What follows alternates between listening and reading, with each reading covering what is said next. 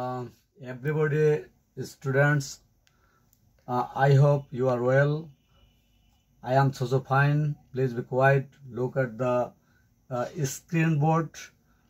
প্রিয় শিক্ষার্থী বন্ধুরা, তোমরা স্ক্রিন বোর্ডে দেখতে থাকো। আমি যে আজকে যে স্ট্রাকচারটি নিয়ে আলোচনা করব সেটি হচ্ছে প্রেজেন্ট ইনডেফিনিট টেন্সের একটি স্ট্রাকচার নিয়ে আলোচনা করব।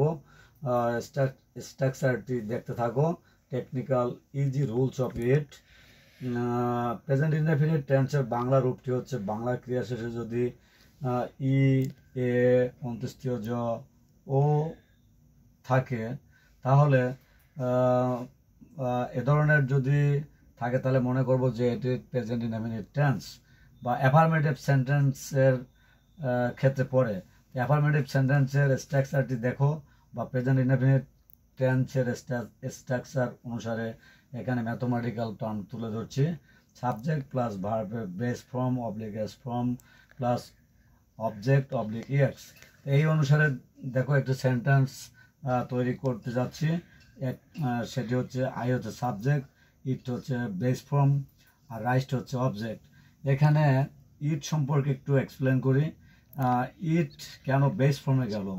আমরা জানি প্রেজেন্ট ইনডেফিনিট টেন্সের বেলায় কর্তা যদি থার্ড পারসন সিঙ্গুলার নাম্বার হয় তাহলে মূল ভার্বের সাথে এস বাই এইচ যোগ হয়। যদি হতো তাহলে এস ফর্মের সাথে যেত, কিন্তু এখানে কর্তা হচ্ছে আই হচ্ছে সাবজেক্ট এবং first person singular number, not third person.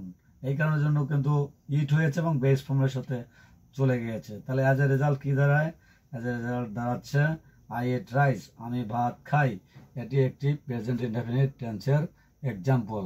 আশা করি তোমরা যে যেখান থেকে দেখছো সুন্দরভাবে স্ক্রিন বোর্ডে দেখতে পাচ্ছ। আশা করি এখান থেকে তোমরা ভালো করে শিখতে পারবে। পরবর্তী স্লাইডে দেখো কি আসতেছে। পরবর্তী স্লাইডে এসএস এর আদার স্ট্রাকচার।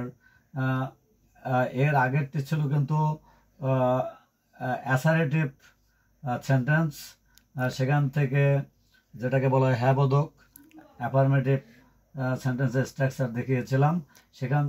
এখন নিয়ে আসছি কিন্তু নেগেটিভ সেন্টেন্সের স্ট্রাকচার। তো এখানে দেখো কি লিখেছি, subject plus don't plus does not plus main verb plus object oblique X. এই অনুসারে ওই একই সেন্টেন্স দিয়ে কিন্তু আমি কাজ করতেছি। তাহলে দেখো আইটা হচ্ছে সাবজেক্ট, ওই অনুসারে কিন্তু এখানে ডন্ট এসেছে, ডন্ট, তারপর ইট হচ্ছে মেন ভার্ব, রাইট হচ্ছে অবজেক্ট। তাহলে তোমরা দেখতে পাচ্ছ যে অ্যাফার্মেটিভ থেকে নেগেটিভ কিভাবে করতেছি সেই রুলস কিন্তু দেখতে পাচ্ছ। তো এই অনুসারে রেজাল্টটা কি আসতেছে?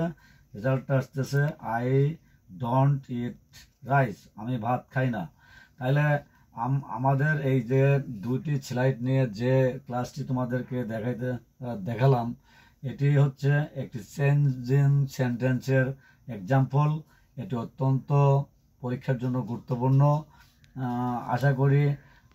আশা করছি তোমরা যে যেখান থেকে দেখতে পাচ্ছ চেঞ্জিং সেন্টেন্স একটি গুরুত্বপূর্ণ বিষয়। এই চেঞ্জিং সেন্টেন্স যদি তুমি এগুলো না পারো তাহলে পরীক্ষায় কিন্তু ভালো অ্যান্সার করতে পারবে না।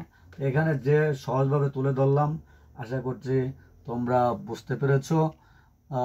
তোমরা যে যেখান থেকে দেখছো তোমাদেরকে অসংখ্য ধন্যবাদ। এরপরে আবার পরবর্তী ক্লাস পর্যায়ক্রমে ধারাবাহিকভাবে দেখতে পারবে। সে পর্যন্ত ভালো থাকো, সুস্থ থাকো। ধন্যবাদ।